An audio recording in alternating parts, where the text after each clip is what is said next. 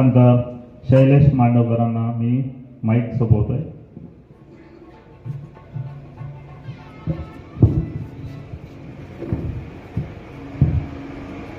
आजच्या या छत्रपती शिवाजी महाराज जन्मोत्सवानिमित्त उपस्थित असणारे आदरणीय प्रतीक सर, आदरणीय संतोष सर आणि उपस्थित आपण सर्वजण, सगळ्यात आधी मी आपल्या सर्वांना छत्रपती शिवाजी महाराज यांच्या जयंतीनिमित्त शुभेच्छा देतो. सूर्य आधी नमस्कार पूर्व दिशेला करावा, सूर्य आधी नमस्कार पूर्व दिशेला करावा, शिवबा आधी नमस्कार जिजाऊ मातेला करावा, शिवबा आधी नमस्कार जिजाऊ मातेला करावा. ज्यांनी या स्वराज्याचं देखणं स्वप्न पाहिलं त्या राजमाता जिजाऊ, ज्यांनी हे देखणं स्वप्न सत्यामध्ये उतरवलं ते अखंड हिंदुस्थानचे आराध्य दैवत श्रीमंत श्री छत्रपती शिवाजी महाराज, तसेच ज्यांनी हे स्वप्न स्वतःच्या खांद्यावर अखेरच्या श्वासापर्यंत पेललं ते राजा शंभू छत्रपती, छत्रपती संभाजी महाराज यांच्या पश्चात खऱ्या अर्थानं ज्यांनी हे स्वराज्य अबाधित राखलं त्या रणरागिणी ताराराणी साहेब, तसेच या स्वराज्याच्या महायज्ञामध्ये ज्ञात अज्ञात अशा मावळ्यांनी आपल्या प्राणाचं बलिदान दिलं. या सर्वांना मी सर्वप्रथम विनम्र अभिवादन करतो. शिवरायांचा जन्म व्हायच्या आधी महाराष्ट्र होता कसा? 750 वर्षांची गुलामगिरी, नव्हता कसलाच अभिमान की नव्हता कोणता स्वाभिमान. आणि अशातच रयत गुलामगिरी आणि पारतंत्र्याच्या साखळदंडाने जखडून निघालेली. आणि अशातच फाल्गुन वद्य तृतीया म्हणजे आजच्याच दिवशी जुन्नर जवळील शिवनेरी किल्ल्यावरती शिवरायांचा जन्म झाला आणि इतिहासाला करवट बदलली. गुलामगिरी आणि पारतंत्र्यामध्ये खितपत पडलेल्या इथल्या रयतेला शिवबा राजांच्या जन्माच्या रूपाने जणू स्वातंत्र्याचा सूर्यच उगवलेला पाहायला मिळाला. वयाच्या 16व्या वर्षी रक्ताचा अभिषेक करून महाराजांनी स्वराज्य स्थापनेची शपथ घेतली. पुढे 1651 साली राजांनी तोरणा किल्ला जिंकून स्वराज्याचं पहिलं तोरण बांधलं. समर्थ रामदासांनी महाराजांचं खूप छान वर्णन केले हो. निश्चयाचा महामेरू बहुत जनांसी आधारू, निश्चयाचा महामेरू बहुत जनांसी आधारू, अखंड स्थितीचा निर्धारू श्रीमंत योगी, परोपकाराची या राशी उदंड घडती जयाशी, तयाचे गुण महत्वाशी तुलना कैशी, आचारशीळ विचारशीळ दानशीळ धर्मशीळ, सर्वोत्परी सर्वशीळ सकळा ठाई, या भूमंडळाचे ठाई, धर्मरक्षी ऐसा नाही महाराष्ट्र धर्म राहिला काही तुम्हा कारण. शिवाजी महाराज यांची महती सांगावी तितकी कमीच आहे, पण मी आज आपल्या समोर इथं उभा आहे ती जगाच्या इतिहासामध्ये असणारे एक अजरामर लढाई सांगण्यासाठी. 10 नोव्हेंबर 1659 साली महाराजांनी अफजल खानाचा वध केला. आता अफजल खानाचा वध केल्यानंतर महाराज काही शांत बसलेले नाहीत, तर महाराजांनी साताऱ्यापासून कोल्हापूरपर्यंत संपूर्ण प्रदेश हा स्वराज्यामध्ये सामील केलेला आहे. आणि सगळ्यात महत्वाचं म्हणजे राजांनी कोल्हापूरमध्ये असणाऱ्या पन्हाळ्या किल्ल्यावरती भगवा फडकवलेला आहे. 10 नोव्हेंबर 1659 साली महाराजांनी अफजल खानाला मारलंय आणि त्याच्यानंतर 1 डिसेंबर 1659 साली राजांनी पन्हाळ्यावरती भगवा फडकवलाय. म्हणजे अवघ्या 20 दिवसामध्ये आदिलशाही एका तडाख्यातून सावरती की नाही तोपर्यंत राजांनी अनेक तडाखे आदिलशाहीला दिलेले आहेत. आता या आदिलशाहीच्या दरबाराला ही गोष्ट काही रुचणारी आणि खपणारी नव्हती. बडी बेगम अली आदिलशाहची आई तिला सिद्धी जौहरला 60,000चं सैन्य घेऊन स्वराज्यावरती चाल करून पाठवलं. महाराज तेव्हा पन्हाळगडावरती होते. महाराजांना या शत्रूची कल्पना होती. महाराजांनी या शत्रूला सीमेवरती रोखून धरायचं ठरवलं. कारण जेव्हा अफजल खान स्वराज्यावरती चाल करून आला तेव्हा त्यांना स्वराज्यामध्ये आल्यानंतर गावाच्या गावं उद्ध्वस्त केली, या बहिणींच्या अब्रूंच्या वरती हात टाकले, मंदिरं भ्रष्ट केली, मंदिरावरती हातोडे चालवले, रयतेला नाहक त्रास दिला. हा त्रास राजांना आपल्या रयतेला पुन्हा द्यायचा नव्हता, म्हणून राजांनी या शत्रूला सीमेवरतीच रोखून धरायचं ठरवलं. सिद्धी आला आला आला आला असा आला की आल्या आल्या त्याला पन्हाळ्याला वेढा दिला. इतका जबरदस्त वेढा की त्या वेड्यामधून मुंगीला जायला सुद्धा जागा सोडली नाही. इतका जबरदस्त वेढा. हा वेढा फोडण्याचे काही प्रयत्न झाले पण सगळे असफल. दिवसामागून दिवस जात होते, महिन्यामागून महिने जात होते, पण वेढा जागचा हलत नव्हता. आता काय करावं ह्या सगळ्यांनाच प्रश्न पडला होता. आपल्या स्वराज्याचे गुप्तहेर प्रमुख बहिर्जी नाईक गडावरती येते झाले आणि गडावरती आल्यानंतर बहिर्जी नाईकांनी महाराजांना खबर दिलेले की राजा त्या सिद्धीच्या तळामध्ये असणाऱ्या सैन्याची माहिती आणि त्या सिद्धीच्या संपूर्ण वेळेची माहिती त्यांनी राजांना दिलेली आहे. आणि एक खबर त्यांनी राजांना सांगितलेले की राजा शाहिस्ता खान 1 लाखांची फौज घेऊन स्वराज्यावरती चाल करून येतोय. राजा काहीही करून आपल्याला या वेड्यामधून सुटावं लागेल राजा. आणि महाराजांच्या डोक्यामध्ये विचारचक्र सुरू झालेलं आहे आणि राजांना कळालं आता शक्तीपेक्षा युक्ती श्रेष्ठ ठरणार. आणि राजांनी सांगावं धाडलाय पन्हाळ्याच्या पायथ्याशी असणाऱ्या निबापूर गावच्या शिवाकाशीतला. हा शिवाकाशीत म्हणजे हुबेहूब राजांसारखा दिसणारा, शिवाचं वागणं बोलणं चालणं दिसणं अगदी अगदी राजांसारखंच शिवा गडावरती येता झाला. राजांनी शिवाला आपली वस्त्र परिधान करण्यासाठी दिली. शिवा राजांची वस्त्र परिधान करून राजांच्या समोर आला आणि राजे एकटक बघत राहिले. शिवा, अरे हे शिवा, आम्ही आमचंच प्रतिबिंब आरशात बघतो की काय असा भास होतोय रे शिवा. आणि न राहून राजांनी शिवाला विचारलं की शिवा, अरे हे शिवा, या वस्त्रांचं बक्षीस तुला काय मिळणार आहे का माहिती आहे का रे शिवा. आणि शिवा राजांना हसत हसत सांगतोय, अहो राज, हा देह जरी शिवा न्हाव्याचा असला तरी मरताना शिवाजी राजा म्हणून मरणार आहे. काय म्हणायचं या वेडेपणाला, काय म्हणायचं. आणि आता सगळं ठरलं आणि ठरल्याप्रमाणे आता त्या सिद्धीच्या तळावरती एक फूल उठवण्यात आले की राजे तहाची बोलणी करण्यासाठी केव्हाही येऊ शकतात. आणि पन्हाळगडावरून दिवस वेळ काळ सगळं काही ठरलं. आता पावसाळा चालू झाला होता आणि ठरल्याप्रमाणे सगळं झालं. रात्रीच्या वेळी पन्हाळगडावरून 2 पालख्या निघाल्या. एक पालखी निघाली पन्हाळगडावरून विशाळगडाच्या दिशेनं महाराजांची पालखी आणि दुसरी पालखी निघाली पन्हाळगडावरून सिद्धीच्या तळाकडे शिवा काशीदांची पालखी. आता महाराज पन्हाळगडावरून विशाळगडाकडे निघालेत. पन्हाळगड ते विशाळगड हे अंतर जवळपास 65 किलोमीटरचं अंतर आहे. अंधारी रात्र आहे, धोधो पडणारा पाऊस आहे, दगड धोंड्यातून चिखलातून वाट काढत विशाळगडापर्यंत पोहोचायचं आहे. इकडे सिद्धी मसूद म्हणजे सिद्धी जोहरचा जावई हा सिद्धी मसूद गस्तीला आला असता त्या सिद्धी मसूदनं शिवा काशीदांची पालखी पकडलेले आणि शिवा काशीदांना कैद करून तो आता सिद्धीच्या तळाकडे घेऊन निघालेला आहे. आणि सिद्धीच्या त्या शामियानेमध्ये जात तो त्याला खबर देतोय की हुजूर, ओ शिवाजी राजे भाग रहे थे, हम उन्हें पकड़ लाए हुजूर. आणि तो म्हणला बहुत खूप पेश करो हमारे सामने. आणि त्याच्यानंतर तो शिवा काशीदांना घेऊन त्यांच्याकडे आला. आइये राजेजी, हमने तो सुना था आप भाग रहे थे. अरे चल हट, पळणारे तर आम्ही बिलकुल नाही, आम्ही तुझ्याकडे तहाची बोलणी करण्यासाठी आलो होतो. आणि या आता जे आपले शिवा काशीद होते, या शिवा काशीदांवरती एकच जबाबदारी होती की जितका वेळ त्या सिद्धीला गाफील ठेवता येईल तितका वेळ त्या सिद्धीला गाफील ठेवायचं, म्हणजे महाराज अधिकचं अंतर पार करून विशाळगड जवळ करतील. आणि हा बनाव काही जास्त वेळ टिकला नाही. त्याचं झालं असं, फाजल खान, अफजल खानाचा मुलगा, हा फाजल खानाला जेव्हा खबर समजली की शिवाजी राजांना कैद केली तेव्हा तो फाजल खान धावत पळत त्या सिद्धीच्या शामियान्यात आलाय. आणि सिद्धीच्या शामियान्यात आल्यानंतर तो एकटक शिवा काशीदांच्याकडे बघतोय आणि काही वेळानंतरच, काही क्षणातच तो जोरात ओरडू लागलाय, ये शिवाजी नहीं हो सकता, ये शिवाजी नहीं हो सकता. हा हमने देखा है उन्हें, एक ही पल में देखा है, ये शिवाजी नहीं हो सकता. खात्री पटली, ओळख पटली. नंग्या तलवारी उपसल्या गेल्या, सपासप वार झाले, रक्ताच्या थरळ्यामध्ये शिवा काशीत कोसळले, स्वराज्याच्या कामी आले. काय म्हणायचं या वेडेपणाला. आपलं सैन्य रात्रभर प्रवास करून आता त्या घोडकिंडीपाशी पोहोचलं होतं. त्या सिद्धी जोहरनं सिद्धी मसूदला 5000 सैन्य घेऊन महाराजांच्या मागावरती पाठवलं. आपलं सैन्य आता घोडकिंडीपाशी आहे. आणि घोडकिंडीपाशी आल्यानंतर बाजी प्रभू देशपांडे राजांना सांगतायत की राजा, तुम्ही एक करा, तुम्ही यातला 300 मळा घेऊन विशाळगड जवळ करा. या घोडकिंडीमध्ये मी थांबून या गनिमाला इथं थोपावून धरतो. राजा, जोपर्यंत तुम्ही गडावर सुखरूप पोहोचत नाही तोपर्यंत एकाही गनिमाला ही खिंड मी ओलांडू देणार नाही.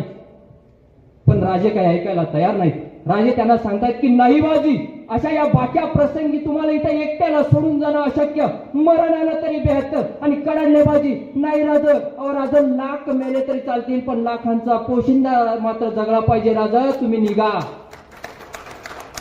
काही विनवण्या केल्यानंतर महाराज जायला तयार झाले. बाजी प्रभूंनी राजांना सांगितलं की राजा एक करा, तुम्ही गडावरती सुखरूप पोहोचलात की 5 तोफांचे बार द्या, म्हणजे आम्हाला कळेल की तुम्ही गडावरती सुखरूप पोहोचलात म्हणून. आता राजे बाजी प्रभूंची गळाबैठ घेऊन पुढे निघालेले. मागून शत्रूचं सैन्य आलंय. हेर धावत आला आणि हेरानं खबर दिली की शत्रू जवळ येतोय. आणि मिळालेल्या मोजक्याच वेळेमध्ये बाजी प्रभूंनी युद्धाची रणनीती आखलेली आहे. कारण समोरून शत्रूचा महासागर येतोय आणि या महासागराला थोपण्यासाठी फक्त आणि फक्त 300 मावळा बाजी प्रभूंसोबत आहे.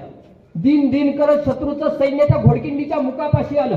हर हर महादेवची किलकारी झाली आणि युद्धाला सुरुवात झाली. नंग्या तलवारी उपसल्या गेल्या, सपासप वार झाले, रक्ताच्या चिरकाळ्या उडू लागल्या.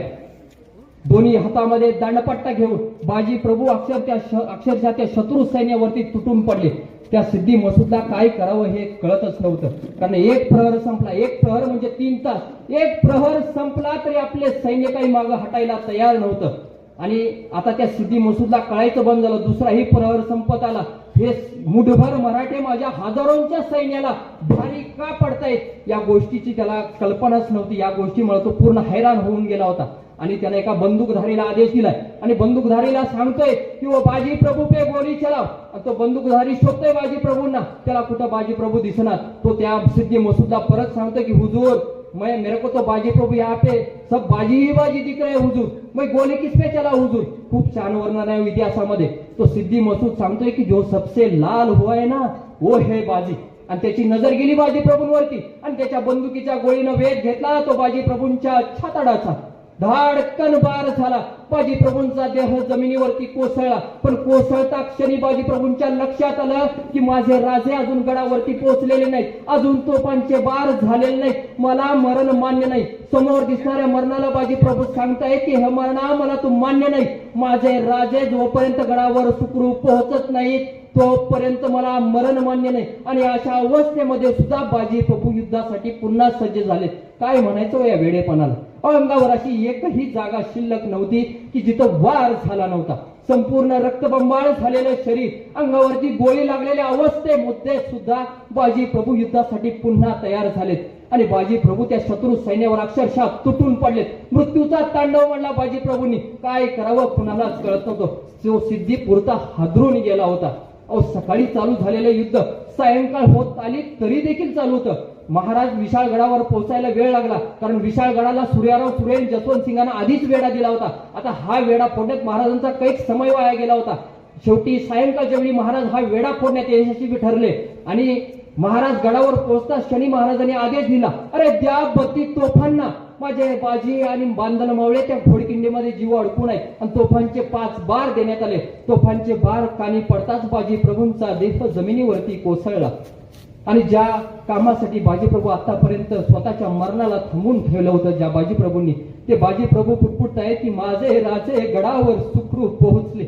आणि ज्या मरणाला त्यांनी आता थांबवलं होतं त्या मरणाला सांगतायत हे मरणा मला तू आता मान्य आहेस, माझे राजे गडावर सुखरूप पोहोचले. काय म्हणायचं या वेडेपणाला. ही माणसं अशी असूच कशी शकतात. जेव्हा राजांनी आपलं सैन्य बाजी प्रभूंच्या मदतीला पाठवलं तेव्हा त्या सैन्याला बाजी प्रभूंचं संपूर्ण शरीर मिळालं नाही हो, अंगाचे तुकडे तुकडे झाले होते. काय म्हणायचं या वेडेपणाला. ही लढाई जगाच्या इतिहासामध्ये अजरामर का आहे. कारण रात्रभर प्रवास करून अंधाऱ्या रात्री धोधो पडणाऱ्या पावसामध्ये दगड धोंड्यातून चिखलातून आपलं सैन्य रात्रभर धावत पळत घोडगिंडीपाशी आलं. शत्रूचा महासागर आहे आणि या शत्रूच्या महासागराला सकाळपासून जे युद्ध सुरू झाले ते सायंकाळपर्यंत तसंच थोपून धरण्याचं काम आपल्या फक्त या 300 मावळ्यांनी केलं. हे युद्ध असं जगाच्या पाठीवर झालंच नाही हो. हसत हसत मरणाला मिठी मारणारे शिवाकाशी. जोपर्यंत माझे राजे गडावर सुखरूप पोहोचत नाही तोपर्यंत स्वतःच्या मरणाला थांबून ठेवणारे बाजी प्रभू. कंठामध्ये बाण लागलेल्या अवस्थेमध्ये सुद्धा मुरारबाजींचा देह त्या पुरंदरच्या लढ्यामध्ये त्या दिलेर खानाशी झुंजत होता. झुंजता झुंजता धारातीर्थी पडले, स्वराज्याच्या कामी आले. राजा आधी लगीन कोंडाण्याचं आणि मग माझ्या रायबाचं असं म्हणून कोंडाणा सर करायला गेलेले तानाजी हात तुटला तरी देखील स्वराज्यासाठी शेवटच्या श्वासापर्यंत लढले. लढता लढता धारातीर्थी पडले, स्वराज्याच्या कामी आले. त्या बहलोल खानाला जिवंत सोडला म्हणून महाराज पत्र लिहितायत की काय केलं प्रतापराव तुम्ही. त्या बहलोल सारख्या जहरील्या सापाला ठेचायचं सोडून तुम्ही त्याला असाच सोडून दिला. महाराज रागवलेत म्हणून अवघ्या 6 मावळ्यांना सोबत घेऊन प्रतापराव त्या नेसरीच्या खिंडीमध्ये शत्रूच्या सैन्यावर अक्षरशः तुटून पडले. वेडात दौडले वीर मराठे सात, परत नाही आले हो, नाही आले परत, स्वराज्याच्या कामी आले. अशी कित्येक उदाहरणं देता येतील की जे हसत हसत मरणाला मिठी मारत होते. माझ्या राजांचा एकमेव काळ आहे की ज्या काळामध्ये लोक जगण्यासाठी नाही तर लोक मरण्यासाठी स्पर्धा करत होती. हा एकमेव काळ आहे की लोक मरायला तयार होती. मी एक गोष्ट आपल्याला इथं आवर्जून सांगू इच्छितो की ही लोक मरणासाठी अशी तयार का होत होती. या एका प्रश्नाचं उत्तर जर का तुम्हाला आणि मला कळालं तर आपल्या आयुष्याचं सोनं झाल्याशिवाय राहत नाही. गोष्ट इथं संपत नाही. जेव्हा 4 पातशाया मुसंड्या मारून वर येण्याचा प्रयत्न करत होत्या तेव्हा त्यांच्या छताडामध्ये भाले राहून महाराज छत्रपती झाले. ही गोष्ट काही साधी नव्हे. साधी नव्हे ही गोष्ट, मरगळलेल्या मनामध्ये स्वातंत्र्याचं स्फुल्लिंग जागवणारा सोहळा, माझ्या राजांचा राज्याभिषेक सोहळा 6 जून 1674 रोजी रायगडवरती संपन्न झाला. 32 लाख होऊन असलेले राजसिंहासन याच महाराष्ट्राच्या मातीमध्ये रायगडावरती निर्माण झालं आणि लोककल्याणकारी रयतेचं, कष्टकऱ्यांचं, शेतकऱ्यांचं, दीनदुबळ्यांचं राज्य स्वराज्य उभं राहिलं. स्वराज्य म्हणजे स्वतःचं राज्य, इथं राहणाऱ्या प्रत्येकाचं राज्य. आज 350 वर्ष होऊन गेली. आज देखील आपल्या महाराजांचे गडकिल्ले, आज देखील त्या गडकिल्ल्यांच्या काही वास्तू जशाच्या तशा आपल्याला पाहायला मिळतात. अहो, नुसतं सिमेंटमध्ये जान असून चालत नाही हो, बांधणाऱ्याच्या रक्तामध्ये इमानदारी असायला लागते. सेवेचे ठाई तत्पर हिरोजी इंदलकर.